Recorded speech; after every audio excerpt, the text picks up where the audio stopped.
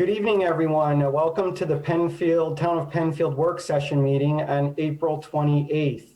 We'll go ahead and get started this evening. Supervisor LaFountain had a prior commitment, but he will be joining us shortly in a couple minutes. We'll go ahead and make sure we'll call to order. And as I can see, all council members are here. Councilwoman Debbie Draw, Councilwoman Linda Cole, and Councilman Bob Ockenden. Staff is in the auditorium today. I think we have Sue Scheidt, our town clerk. We have Mark Valentine, our town engineer, Jim Costello, our development director, and I believe Eric Tate, our director of public works. So thank you, staff, for being with us. Before we go ahead and get going on tonight's meeting, I do want to read an official notification that we read before all of these meetings. It's titled Official Notice. Due to COVID-19 virus and the closing of town operations consistent with Governor Cuomo's executive orders, the April 28th, 2021 work session meeting of the town board will be held remotely via Zoom. This meeting will also be video recorded and broadcast live via the town's website at penfield.org. on the Penfield Town Government Access Cable Channel 1303, and on streaming media devices such as Roku, Apple TV, and Amazon Fire. Please search Penfield TV on your device at the App Store. It's free. The meeting will be later transcribed. Any questions regarding the video coverage of this meeting, please contact Penfield TV at 340-8661. Thank you. All right, we will go ahead, see all board members are present. We'll go ahead to agenda item number 2, which is approval of minutes of April 14th, 2021. Are there any questions or comments on those minutes? Hearing none, can I have someone motion to approve? I'll move that. I'll second. Okay, Councilwoman Draw moves and Councilwoman Cole seconds. All those in favor of approving the minutes as written, please say aye. Aye. Aye.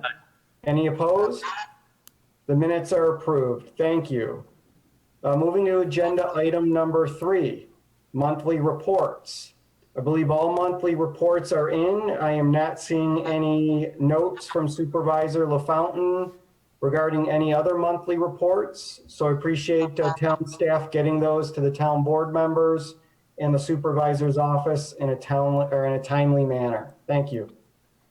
Agenda item number 4, public hearings. We have no public hearings tonight, so that's quick and easy. We'll move to agenda item number 5, which are guests. And I don't believe we have any guests at tonight's meeting either. So that makes that agenda item quick and easy also. Agenda item number 6, action items. First one is a hold harmless agreement request at 4 Thomas Maria Circle. Eric Tate, can you please give us a little information on that? Yes, and thank you. So we've been in contact with the property owners of 4 Thomas Maria Circle. They're looking to install a fence along their northern property line. It's the kind of their side property line to use for some screening to the neighbors, and then even further up to Plank Road. I do have Mr. Shaver on the phone as well, or called in as well, and would like to let him explain. But in essence, there is a storm sewer drainage easement through this portion of the property. He's looking for a hold harmless agreement and a waiver from the town board to be able to install the fence within that. The intent would be that the fence would be installed 3 foot away from that existing storm sewer pipe. And he is fully aware and understands that if the town ever needs to come in and access that pipe, make any repairs, any type of replacement, that he would be responsible for removing that fence and or replacing at his cost. Jeff, you on the phone? Yeah, I can't start my video. I don't have an external camera, but yeah, I'm here. So yeah, we're basically looking, we had a row of pine trees that were in place of where the fence would be when we moved in. They were old and leaning and ratty, so we had those taken out, and we just want to replace them with privacy fence, basically. And we understand that if anything has to, any work has to be done, the fence will be taken down at our cost, our responsibility. Okay, great. Mr. Shaver, can you tell us, what type of fencing are you looking for in that area? I see a photograph that I think Eric or somebody was kind of showing of the property. Is it going to be a similar fencing to what we see? I don't know which photograph you're looking at, but if you're looking at the one that's, so no, that's going around the pool. That fence has actually been replaced. Okay. So this is like a 6-foot privacy fence that has, boards alternating on both sides, so it looks the same on both sides. It's going to be the same thing as that other wood fence down there. I'm not sure who owns that. Okay. All right. Board members, any questions for the applicant or for Eric? I have a question, Andy, Mr. Tate or Mr. Shannon. Is there a gate at the end of that fence, or it's just a fence that ends right there, right? Yeah, right where you're showing that. I can answer that. So at the top of it, there will be a gate that goes to the left. I guess I should have put that in there in green as well. That'll go to the garage, so it'll be basically like a 7 shape, if you will. Okay. Yeah, right across there. Yeah, there'll be I think it was a 8-foot gate.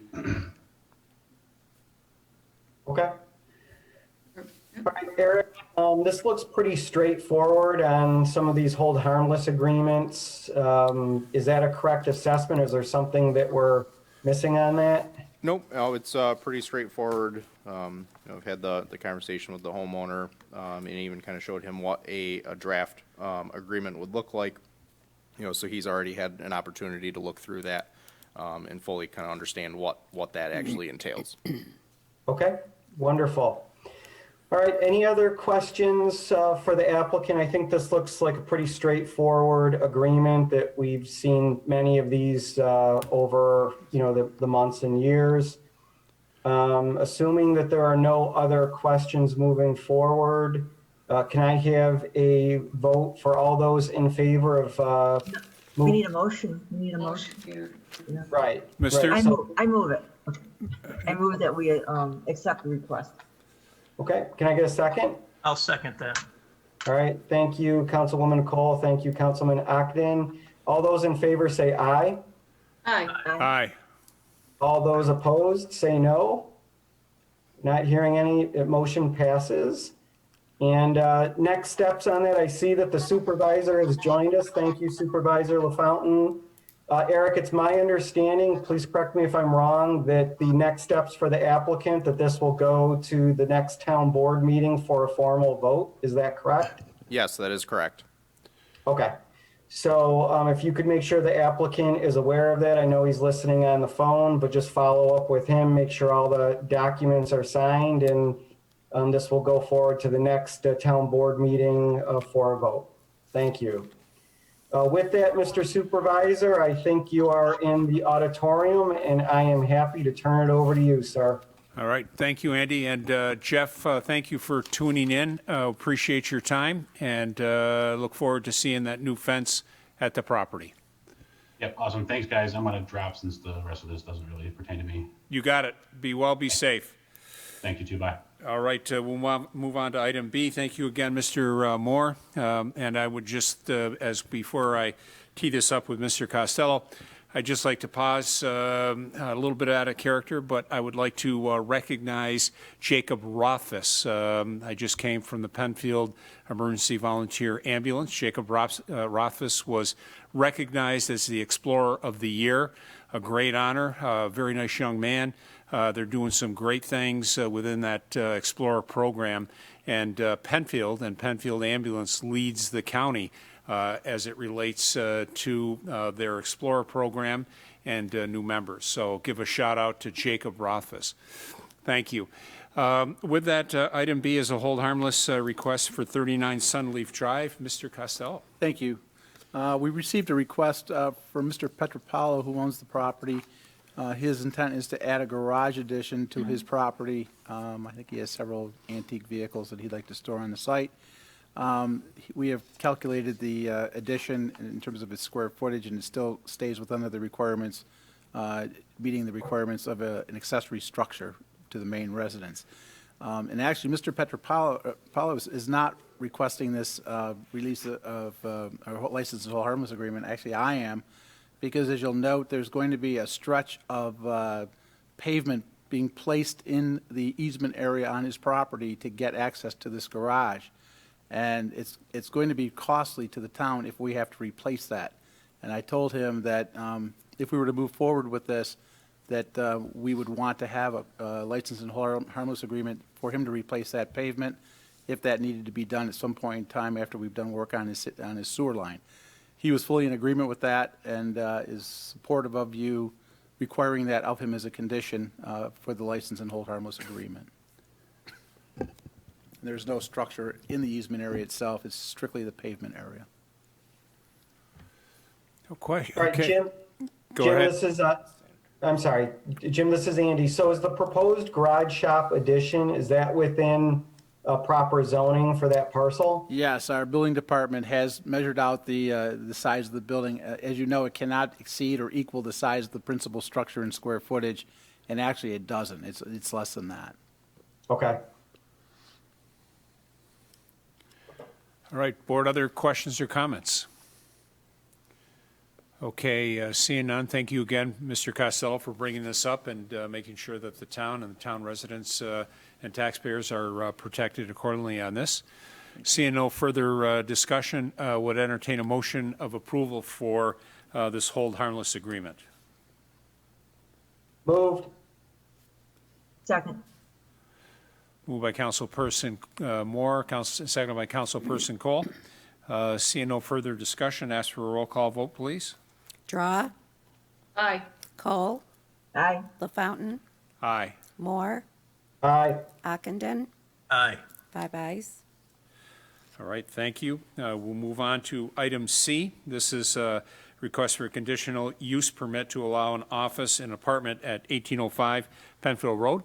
The board heard this last Wednesday, and I'll ask Mr. Costello for any updates or additional information that may have come in since the public hearing. We've received none, Mr. LaFountain. And as you stated, it's exactly what she had asked for. The front of the building would be utilized for her relocation for the Allstate Insurance Agency. I think she said she had between 7 and 8 employees on the site at any given time. And then the rear building would be converted from an office space into a single apartment. Okay. I think the only other discussion that came up at the public hearing was the possibility, if needed, and there was any concerns about being able to utilize the one current driveway, if they needed their own driveway, that they had the ability to be able to do that kind of on that east end in the back, that they could go through and do that if needed or necessary. The other part of that, too, is that because the property is owned by the same people at this point in time is in adjacent to 1807, there's never been an issue for cross-access or cross-parking. That may become an issue at some point in time if there are 2 different property owners. And I'm wondering if the board would consider requiring a cross-access and cross-parking agreement for both properties. I think that's an excellent point, and definitely something that that this town has done pretty consistently, especially with the planning board in the event, or in some cases with the zoning board, in the event that we needed that. So I think Mr. Costello raises a good point, board, for us to at least consider. I'll ask questions or comments from the board on the public hearing that we had and the brief update that Mr. Costello just provided. I would just have a question, Jim. If that agreement was put in place, that obviously doesn't prohibit them from either one at some point putting up a fence or something to section it off, right? Well, it would. The intent would be to share that parking as needed, and that's been the case now for several, probably decades at this point in time. The other part of this, though, the carrot for this to be done is the fact that the applicant has 13 parking spaces, and I don't think that the next door neighbor has that many. But when there is shared access approved by a board and solidified in an agreement, there's a 20% reduction in the requirement for parking for the site based on the fact that both of them have allowed the sharing of those spaces to each other. So there's a carrot to be had there for them to do that. Okay. Other questions or comments? Any additional information, Bob, that you'd like to have some discussion around that particular point? Yeah, I'm just trying to understand then, what happens down the road. If they wanted to change that, both parties would have to come back before the board, I'm assuming, and, make some kind of a agreement to change. Yes. Yeah, the answer would be yes. That would have to be done. I think as Jim has indicated, currently the two properties owned by the same property owner. As that property owner is looking to sell his properties, I would guess that it'll be very rare that one person might buy multiple properties, certainly a possibility. But having that cross-access easement certainly gives a benefit to both parties to be able to do that. Okay, understood. Okay. Other questions for Mr. Costello? Mr. Costello, anything additional that you believe should be added to the record that we haven't already discussed either at the public hearing or tonight? The only other issue is the fact that the applicant noted that there was a dumpster to the rear of the building where she might want to install an individual parking or a driving lane to Mott's Lane. That would have to be relocated and enclosed. Got it. And should be enclosed anyways as a condition of approval. Okay. All right, seeing no further comments, I'd ask, is there a motion to move forward with this application? I'll move that we accept the request for a conditional use permit to allow the office and apartment at 1805 Penfield Road. All right, thank you, Councilperson Cole. Seconded by Councilperson Draw. Is that what I'll second. Is that what I saw? All right. Thank you. Absolutely. Okay, it's been moved and seconded. Seeing no further discussion, I'd ask for a roll call vote of approval on this matter. Draw, Aye. Cole, Aye. LaFountain, Aye. Moore, Aye. Ockenden, Aye. 5 ayes. Okay, we will move on to item D. This is authorizing the supervisor to sign an agreement with BME Associates for site plan for Shadow Pines. And I'll take just a moment to comment on this. Board, we did forward this over to you. This is taking the next step. We did the conceptual master plan. This is taking the next step for taking that particular piece of property and the three major aspects of that property: pickleball, disc golf, and biking. So disc golf and pickleball on the former front nine, the biking aspect on the former back nine. This will prepare the topo boundaries. It'll provide sketch plan services. It'll also provide final designs and any drawings that we would need, DOT permits if required, and any county DOT permits that might be required for that. And again, that would concentrate on those three major areas overall.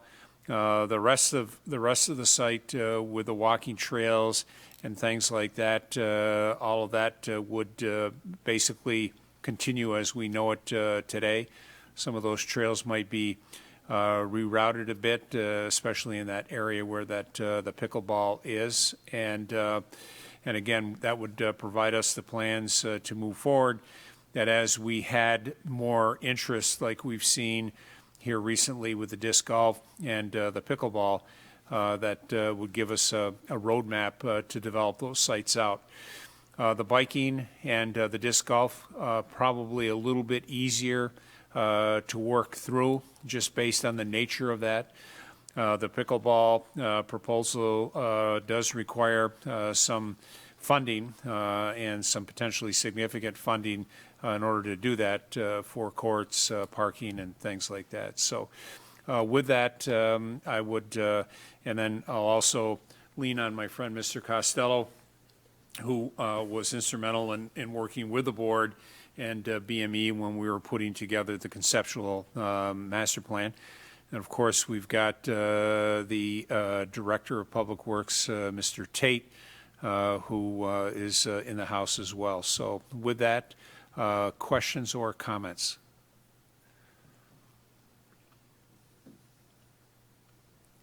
Now, Mr. Supervisor, real quick, I acted as the town board liaison to the Shadow Pine Land Use Advisory Committee.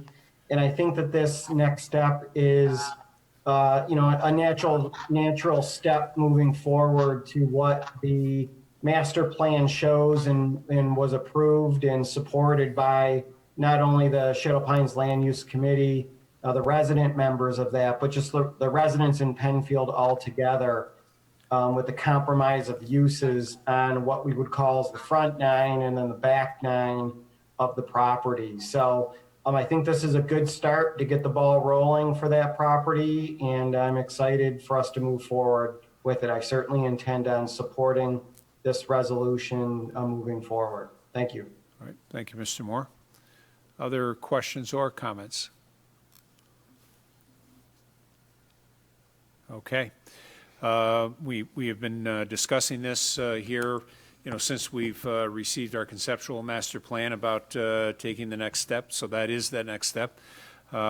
Seeing no further discussion, I would entertain a motion to move forward with this proposal from BME for the next aspect of the master plan for Shadow Pines. Moved. Second. Been moved by Councilperson Moore, second by Councilperson Draw. Any additional comments? I'll ask Mr. Costello, Mr. Tate, any additional input that you believe is appropriate for the record that we haven't already discussed this evening? Not at this time. Okay. With a motion and second on the table, I would ask our clerk, Sue Scheidt, to call the roll, please. Draw, Aye. Cole, Aye. LaFountain, Aye. Moore, Aye. Ockenden, Aye. 5 ayes. All right. This brings us to item E. This is a Shannon request for use of fireworks in conjunction with a party at Dolomite Lodge coming up over the 4th of July holiday. This originally came in and there was discussion on this with our fire marshal's office, and I see Mr. Costello is in the house and is going to be providing us some additional updates on this. Well, Mr. Supervisor, we actually have Jeff David, Fire Marshal, with us this night, and I think he's going to give you some background information. on this Perfect. particular- Sorry. Thank you, Jeff. Can you hear us? There he is. Yep, I'm here. He looks like a fireman I want to get this bigger. and a fire marshal and a soon-to-be a dad again. Very true, yes. So with all those items, Mr. David, the floor is yours for an update on this proposal. And do I also see the applicant has joined us as well? That's correct. Yep, I'm here. Okay, great. Welcome, Michael. Welcome. So with that, Jeff, please, if you will. Sure.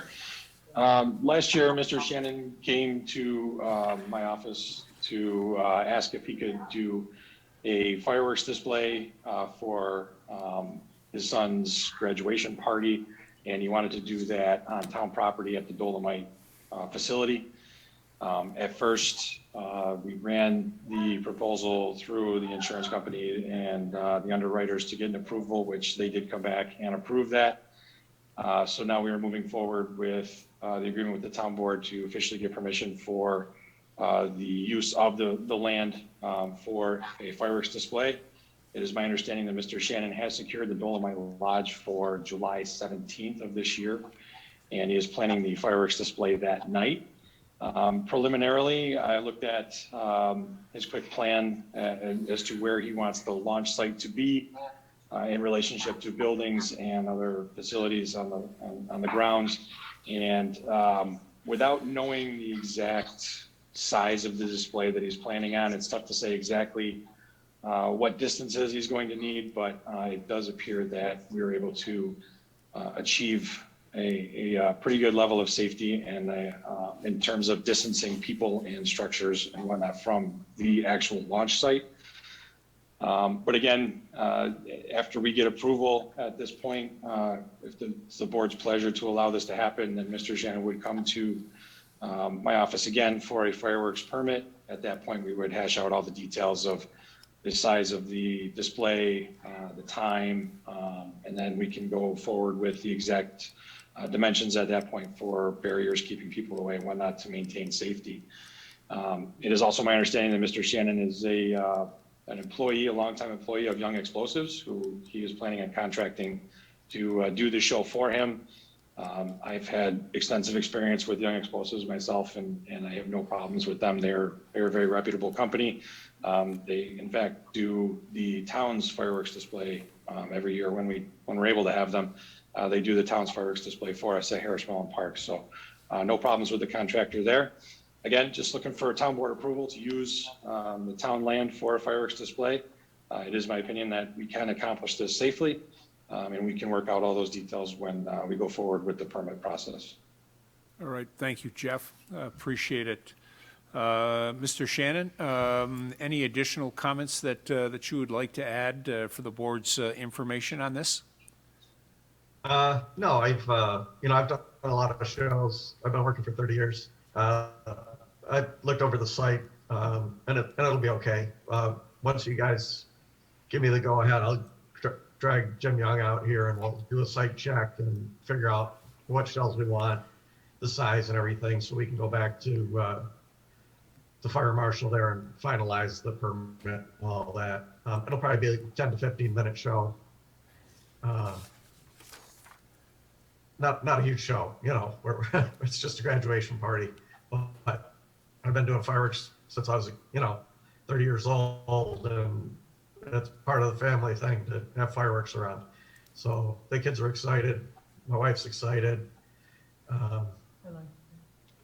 So we're just looking for some permission for you guys. Okay. You got a nice piece of property there with enough clearances and stuff to do this.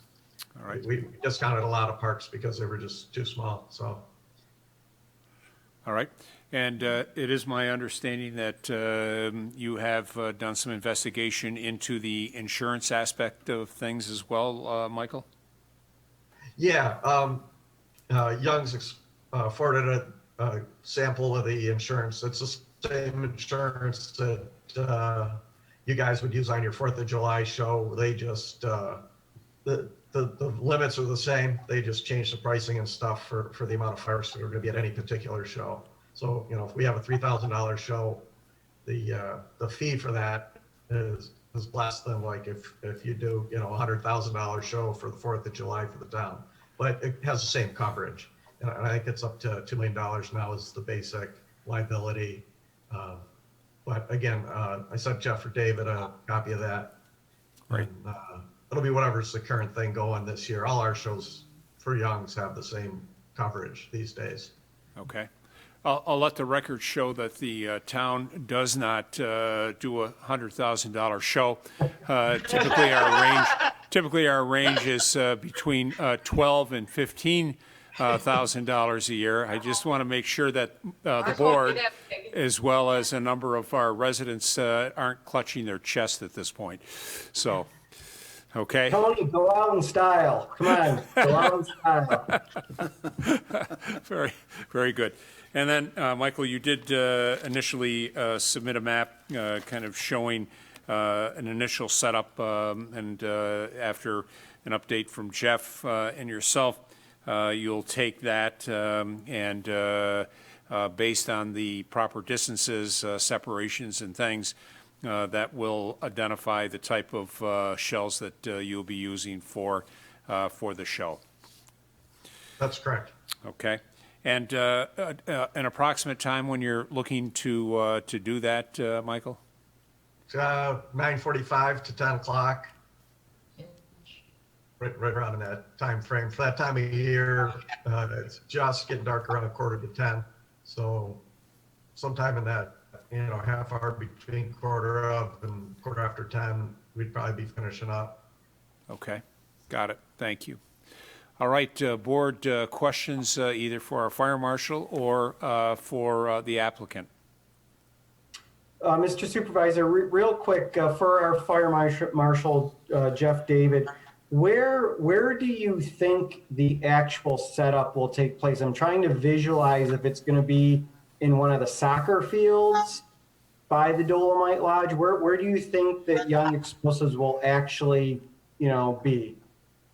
And given the setup of that lodge and the parking associated with the lodge, it probably will be the soccer field area. If not very close to it, maybe would be the eastern edge of the parking lot to the east of the lodge.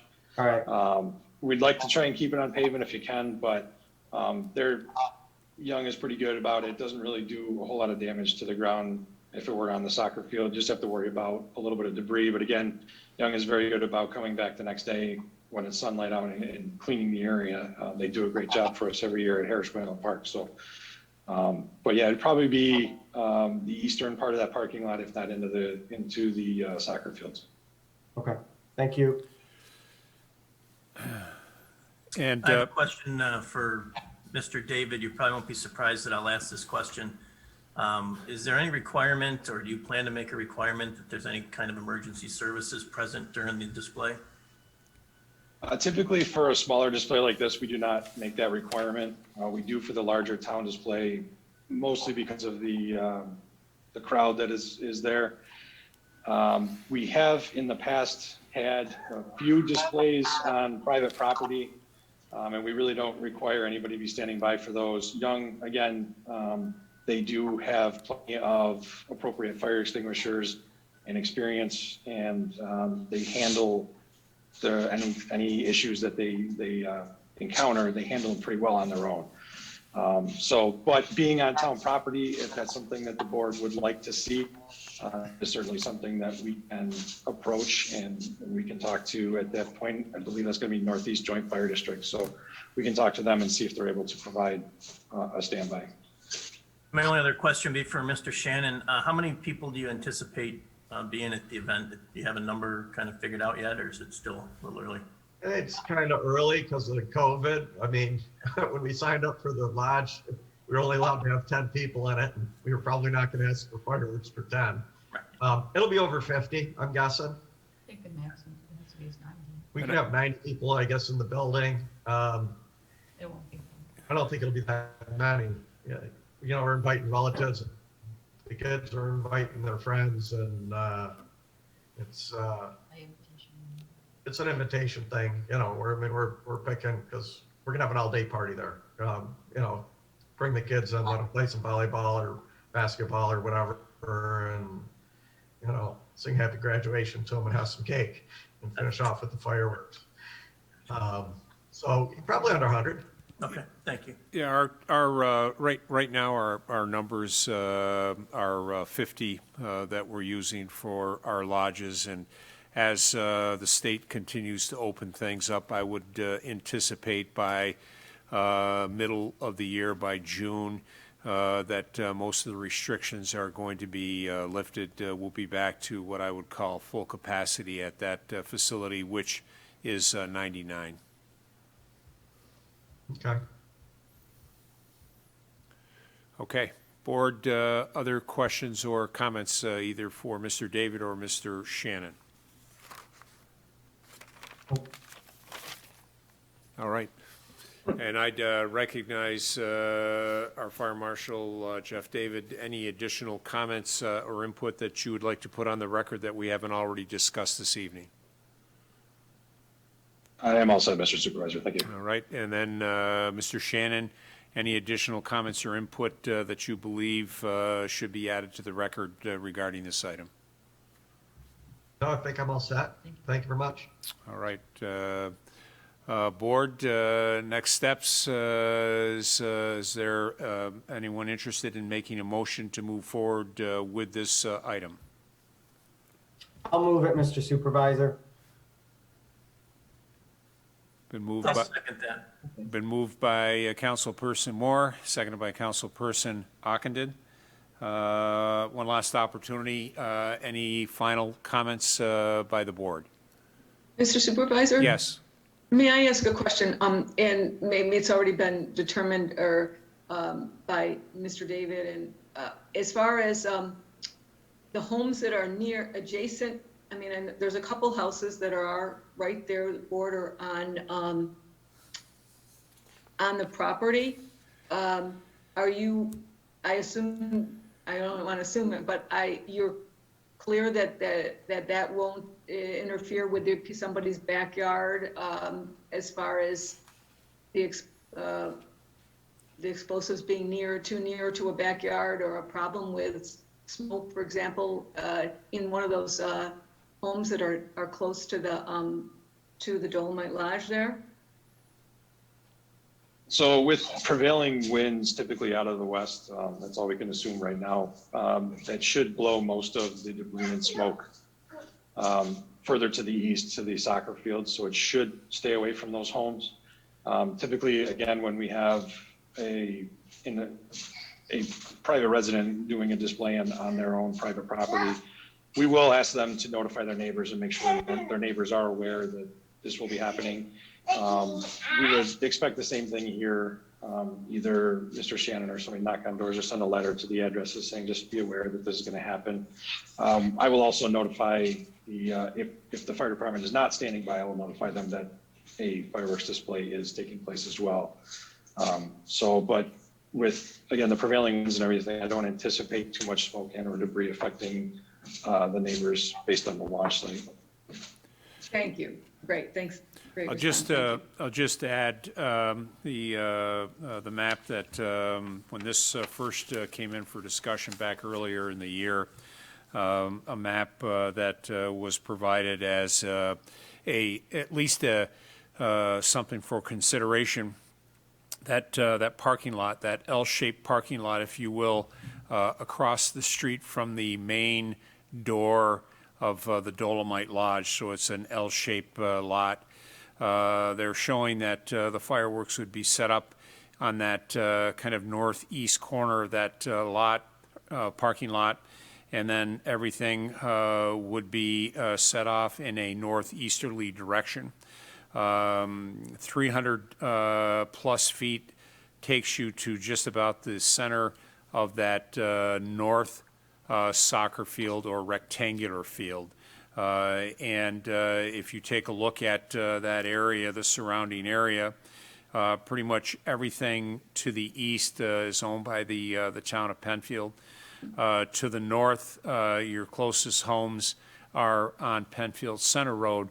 And then the homes, Deb, I think you're making reference to, would be a few of those homes that are on Jackson in front of the Dolomite Lodge.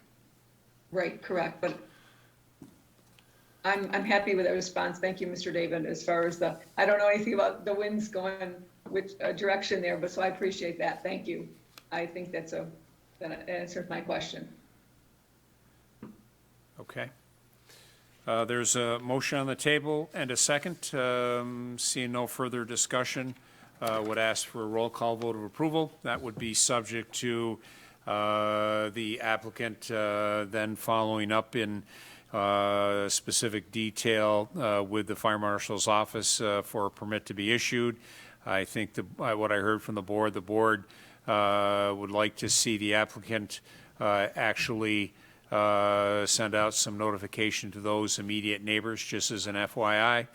And I think Mr. David had indicated that he'll certainly reach out to the Northeast Joint Fire District for their information. I'm sure probably 911 as well, in the event that they might receive phone calls. Okay. I'll ask for a roll call vote of approval. Draw, Aye. Cole, Aye. LaFountain, Aye. Moore, Aye. Ockenden, Aye. 5 ayes. Okay, Mr. Shannon, thank you. Jeff, thank you for joining in. Appreciate it.